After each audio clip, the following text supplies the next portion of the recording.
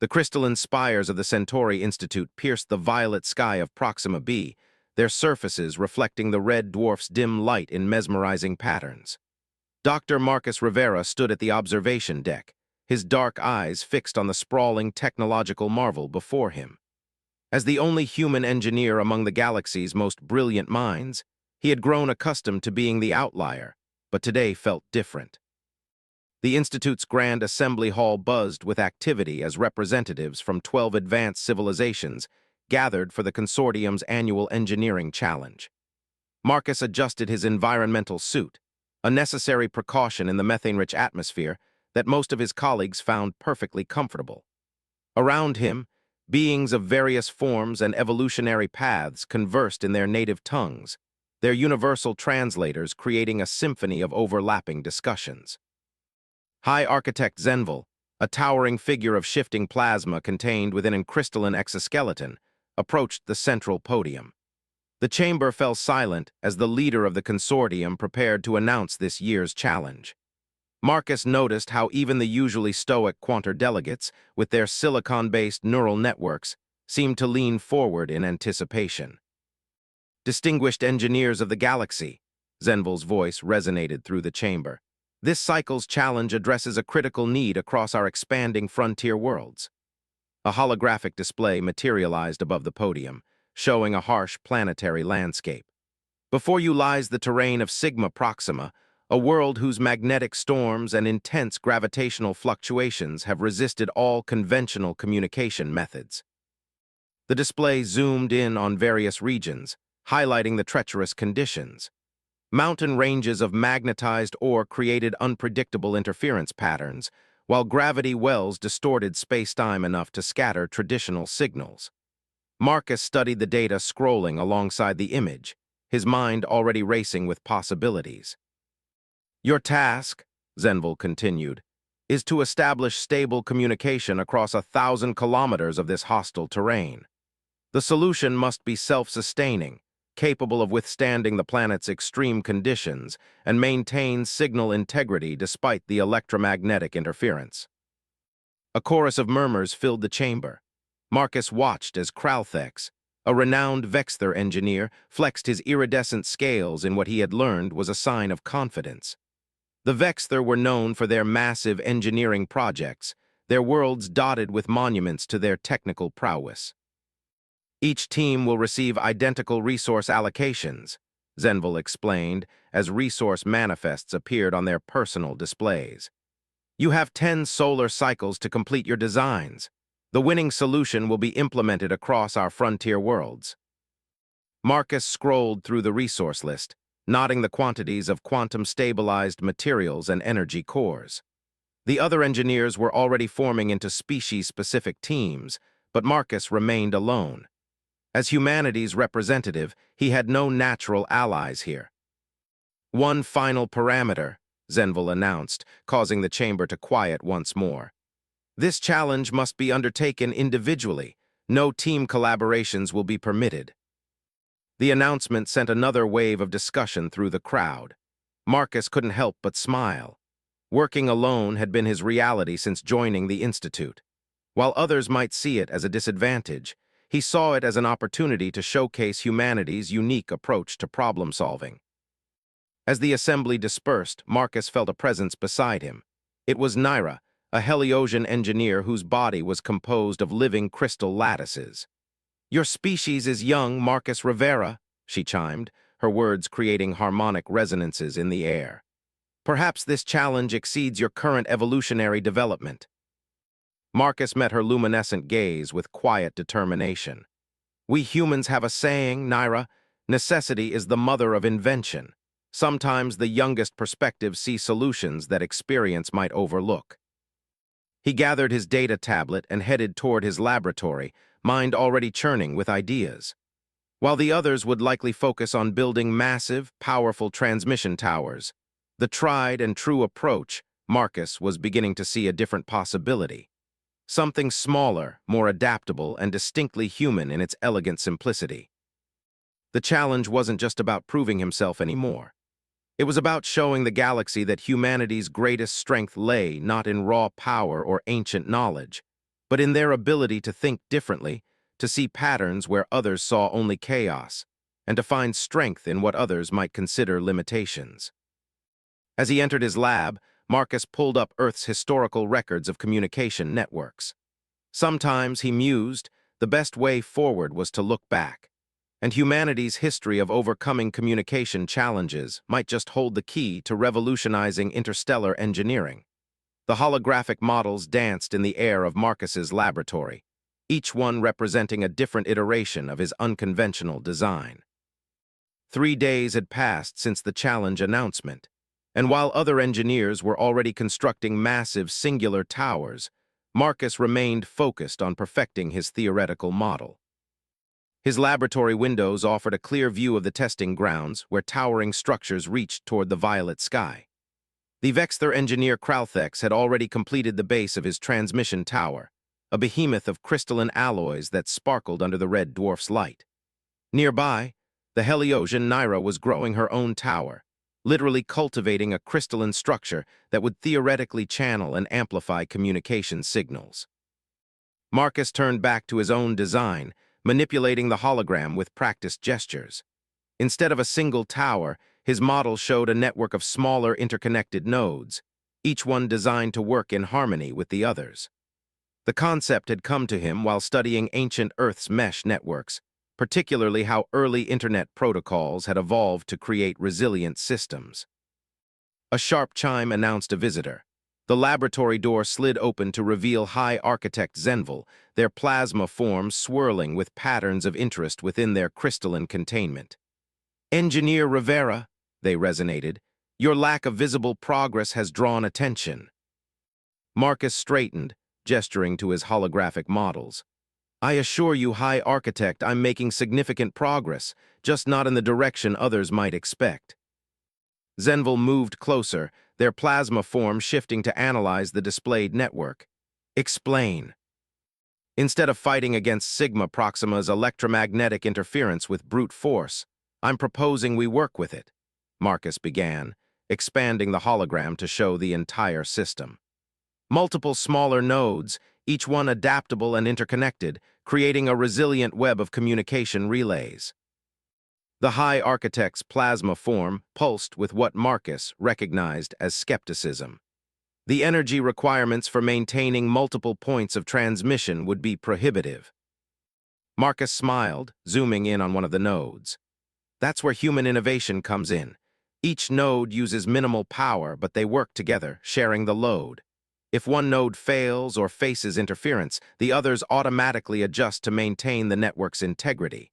It's similar to how human neural networks operate, no single point of failure." "An interesting theory," a new voice interrupted. Kralthex entered the laboratory, his scales shifting colors in the artificial light. "But theories mean nothing without practical application. My tower already stands. Where is your network?" Marcus met the Vexther's challenging gaze. "Construction begins tomorrow. I wanted to ensure the design was perfect before committing resources." "Perfect?" Kralthex laughed, a sound like grinding crystals. "You waste time on perfection while the rest of us build real solutions. This is why your species remains on the fringes of galactic engineering." Before Marcus could respond, his holographic model suddenly shifted, displaying a simulation of Sigma Proxima's worst recorded magnetic storm. The network of nodes flickered but maintained connectivity, automatically rerouting signals through less affected paths. In contrast, the simulation showed traditional towers struggling against the electromagnetic onslaught. "Fascinating," Zenvil commented, their plasma form now showing patterns of genuine interest. "You've programmed adaptive behavior into the network itself."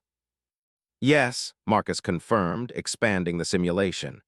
"Each node learns from environmental conditions, sharing that data with the entire network.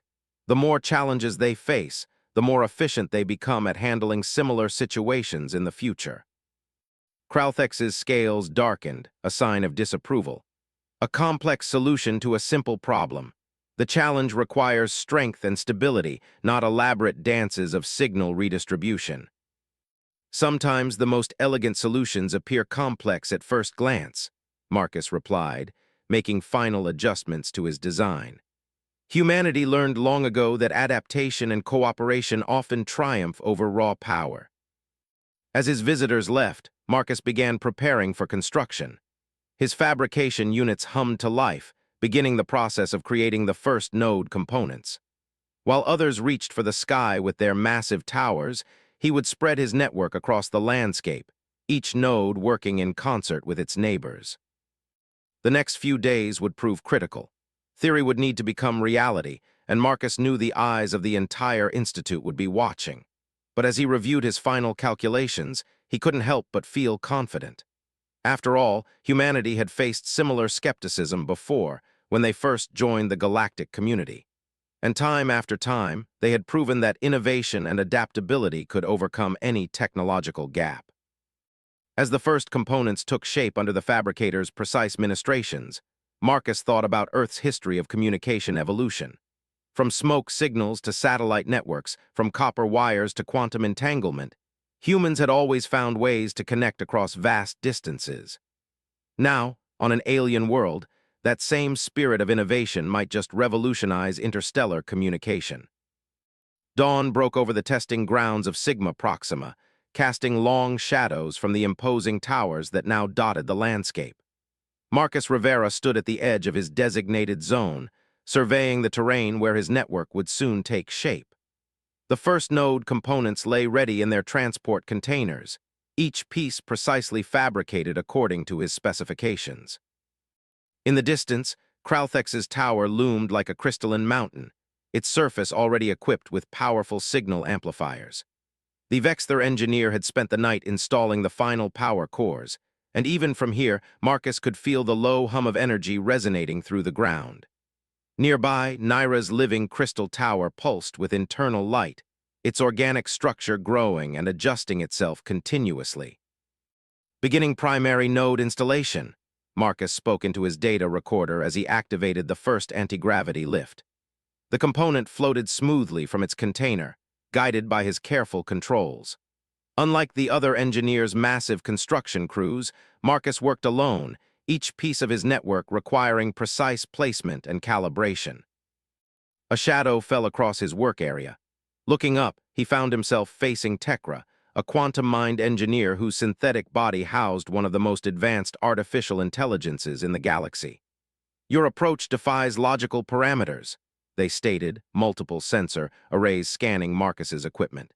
"The energy distribution calculations suggest a 73.4% probability of system failure." Marcus continued his work, carefully anchoring the first node into position. "Those calculations assume traditional power consumption models," he explained. "But each node is designed to operate at minimal power, using quantum entanglement for instant communication between points. Quantum entanglement on this scale has never been successfully implemented," Tekra observed, their metallic features showing no emotion but their voice carrying a hint of curiosity. "Not in a conventional single-point system, no," Marcus agreed, activating the node's power core. A soft blue light emanated from its core as it came online. "But distributed across multiple synchronized points, the energy requirements become manageable." As if to challenge his words, a magnetic storm rolled across the horizon, its purple-tinged clouds crackling with energy. The massive towers around them immediately activated their defensive shields, drawing heavily on their power reserves. Marcus's single active node, however, simply adjusted its transmission frequency, its adaptive programming already responding to the changing conditions. Word of Marcus's unconventional approach had spread through the Institute, drawing more observers. Among them was Zara, a young Heliosian engineer who had broken from her species' traditional crystal growth techniques to explore alternative technologies. She approached Marcus's work area, her crystalline form refracting the morning light. "You're not just building a communication system," she observed, studying the node's design. "You're creating an artificial ecosystem." Marcus smiled, pleased that someone had grasped the deeper concept. "Exactly. In nature, resilient systems aren't usually centralized. They're distributed, adaptable, and interconnected. Each part supports the others, creating something greater than the sum of its parts." As the day progressed, Marcus established more nodes across his designated zone. Each one was carefully positioned to take advantage of natural terrain features, using the very magnetic anomalies that disrupted traditional signals to help focus and direct his network's communications. The nodes began linking with each other, creating a web of quantum-entangled connections that grew stronger with each new addition. By sunset, while other engineers were still reinforcing their singular towers against the planet's harsh conditions, Marcus had deployed 12 nodes across his zone. They formed a glittering constellation across the landscape, each point of light pulsing in perfect synchronization with its neighbors. "Initial network test commencing," he announced, activating the primary communication protocols. The nodes hummed to life, their quantum cores establishing the first stable connections. On his diagnostic display, Marcus watched as the network began to learn and adapt, each node sharing data about local conditions with the entire system. A sudden commotion from Kralthex's tower drew everyone's attention. The massive structure was experiencing power fluctuations, its energy shields flickering as another magnetic storm approached. The Vexther engineer and his team rushed to reinforce the tower's main power core, their movements urgent and focused. Marcus turned back to his own network, watching as it automatically adjusted to the approaching storm. The nodes were already sharing power and redistributing their communication loads, preparing for the electromagnetic interference before it even reached them.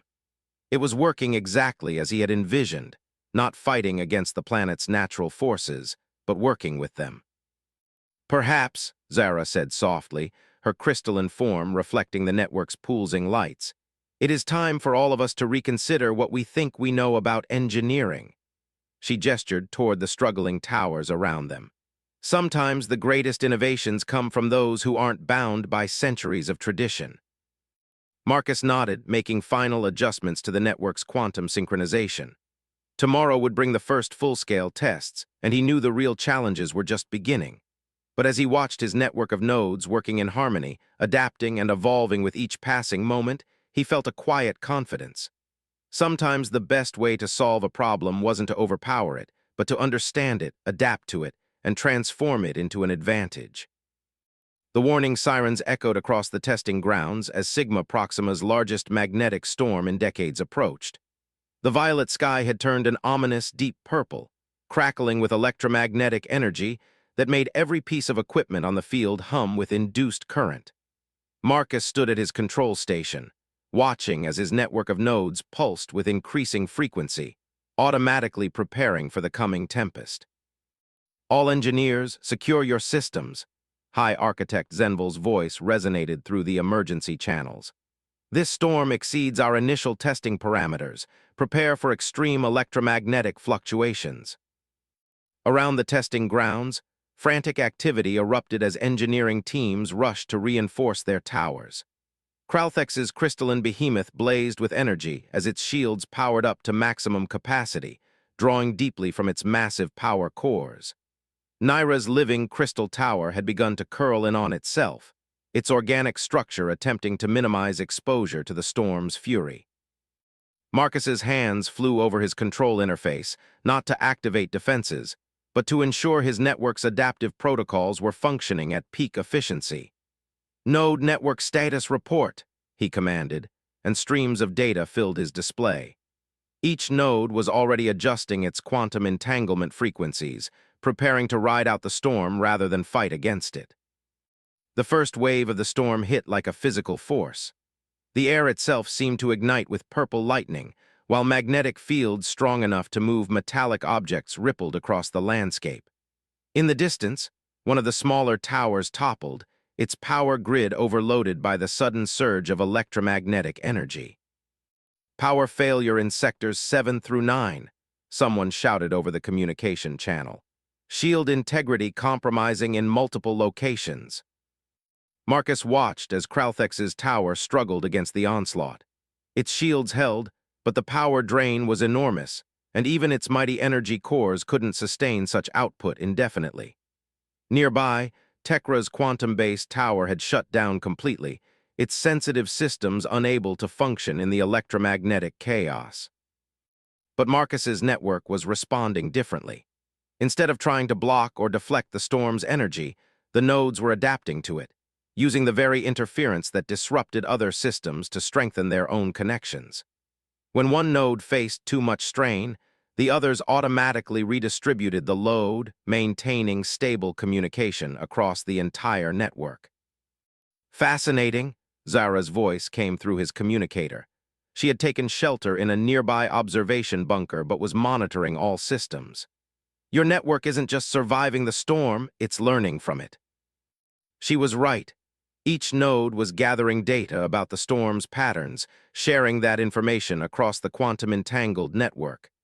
The system was becoming more efficient with each passing moment, its adaptive algorithms evolving in real time. A massive electromagnetic pulse suddenly rolled across the testing grounds. Kralthex's tower shields flared brilliantly before failing, leaving the massive structure vulnerable. The Vexther engineer's voice crackled over the emergency channel, ordering an immediate power shutdown to prevent catastrophic failure. All traditional communication systems are offline, High Architect Zenvil announced, their usual calm voice tinged with concern. We've lost contact with orbital facilities and ground stations. Marcus took a deep breath and activated his network's full communication protocols. This is Engineer Rivera. My network is still operational. I can establish emergency communications through the quantum-entangled nodes. There was a moment of stunned silence on the channel before Zenvil responded. Proceed, Engineer Rivera. With swift, precise commands, Marcus reconfigured his network to handle emergency communications. The nodes pulsed with renewed purpose, their quantum links unaffected by the electromagnetic chaos around them. Soon, clear signals were being transmitted across the entire testing zone, providing crucial coordination for emergency responses. How is this possible? Tekra's synthetic voice carried genuine amazement. The electromagnetic interference should be disrupting all conventional communication methods. Because it's not fighting the storm, Marcus explained, making minor adjustments to optimize the network's performance. The nodes are using the storm's own energy patterns to enhance their quantum connections. It's like surfing a wave instead of trying to build a wall against the ocean. As the storm reached its peak, Marcus's network continued to function flawlessly.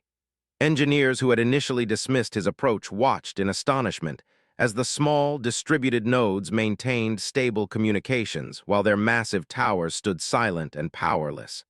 The network had not just survived the trial by storm, it had thrived in it. Hours later, as the storm finally began to subside, the testing grounds told a clear story. Several towers had sustained significant damage, their power cores drained and their transmission systems compromised. But Marcus's network of nodes glowed steadily in the clearing sky, each point of light a testament to the power of adaptive, distributed systems. Zara emerged from the observation bunker, her crystalline form reflecting the network's pulsing lights. You've done more than create a new communication system, she said, studying the nearest node with newfound respect. You've shown us all a new way of thinking about engineering itself. Marcus nodded, already seeing possibilities beyond just communication systems. This approach, working with natural forces rather than against them, distributing rather than centralizing, adapting rather than resisting, could revolutionize countless aspects of galactic engineering. And it had taken a human perspective, unbound by centuries of traditional thinking, to see it. The Grand Assembly Hall of the Centauri Institute buzzed with unprecedented energy 3 days after the Great Storm. Engineers from across the galaxy had gathered not just to witness the challenge results, but to discuss what many were already calling a fundamental shift in communication technology. Marcus sat quietly among them, still processing the events that had transformed his theoretical network into a proven revolution. High Architect Zenvil's plasma form shimmered with unusual patterns as they took the central podium. The chamber fell silent, every being present aware that they were witnessing a historic moment in galactic engineering. The challenge presented to us, Zenvil began, their voice resonating through the chamber, was to establish stable communication across Sigma Proxima's hostile terrain.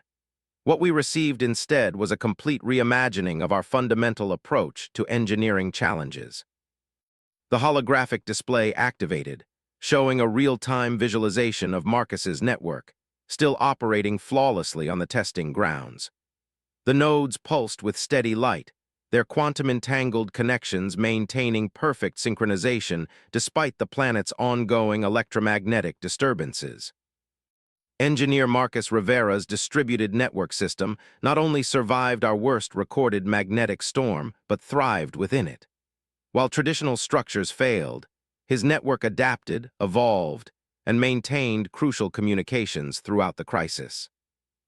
Kralthex, his scales now showing patterns of respectful acknowledgement, rose to speak. As one who doubted this approach, I must acknowledge its superiority. My own tower, despite its power and size, proved vulnerable to conditions that Engineer Rivera's network simply absorbed and utilized. The assembly erupted in discussion, engineers from various species already debating potential applications of the distributed network principle to their own technologies. Marcus noticed Tekra's quantum processors working at full capacity as they analyzed the implications for artificial intelligence systems. Zara, who had become a vocal advocate for adaptive engineering approaches, addressed the assembly. The true innovation here isn't just in communication technology. Engineer Rivera has demonstrated a fundamental truth that many of us had forgotten, that sometimes the most powerful solutions come not from overwhelming force, but from understanding and adapting to the challenges we face. High Architect Zenvil raised their appendages for silence. The consortium has unanimously decided to implement Engineer Rivera's network design across our frontier worlds. But more importantly, we are establishing a new division within the Centauri Institute, the Department of Adaptive Engineering, with Engineer Rivera as its founding director. Marcus stood, surprised by this unexpected honor. Looking around the chamber, he saw not the skepticism that had greeted his arrival, but genuine respect and curiosity. Even species that had initially dismissed human engineering capabilities were now eager to explore this new paradigm. "Thank you," Marcus began, his voice steady despite his emotion. "But this success isn't just about human innovation. It's about the importance of bringing fresh perspectives to old challenges. Every species here has something unique to contribute, and perhaps our greatest strength lies in learning from each other." He gestured to the holographic display, where his network continued its elegant dance of adaptation and coordination. This network succeeds because each node contributes to the whole, sharing information and adapting together. Maybe that's a model not just for engineering, but for how we can all work together to solve the challenges that face us. The assembly responded with enthusiastic agreement. Already, engineers were forming cross-species collaboration groups, eager to explore applications of distributed adaptive systems in their own fields. Naira's crystal-growing techniques were being discussed as a way to create self-repairing nodes, while Tekra's quantum processing could enhance the network's learning capabilities. As the session concluded, Marcus found himself surrounded by colleagues eager to share ideas and propose collaborations. The barriers between species seemed to have dissolved, replaced by a shared excitement about the possibilities ahead. "You've started something remarkable," Zara observed, her crystalline form resonating with enthusiasm. "This isn't just about communication networks anymore. It's about changing how we approach problems across all of engineering." Marcus smiled, watching as engineers who had once competed now worked together, sharing insights and building upon each other's ideas. His network had done more than solve a communication problem. It had demonstrated the power of combining human adaptability with the vast knowledge and capabilities of galactic civilization. As he began discussing plans for the new department with High Architect Zenvil, Marcus realized that this was just the beginning. The principles of adaptive, distributed systems could revolutionize everything from energy distribution to space travel. And it had all started with a willingness to question conventional wisdom and see challenges from a different perspective. The future of galactic engineering would no longer be about building bigger, stronger, or more powerful systems. Instead, it would focus on creating smarter, more adaptable solutions that worked in harmony with their environment. And in this new paradigm, humanity's greatest strengths, innovation, adaptability, and the ability to see problems from fresh angles, would help lead the way.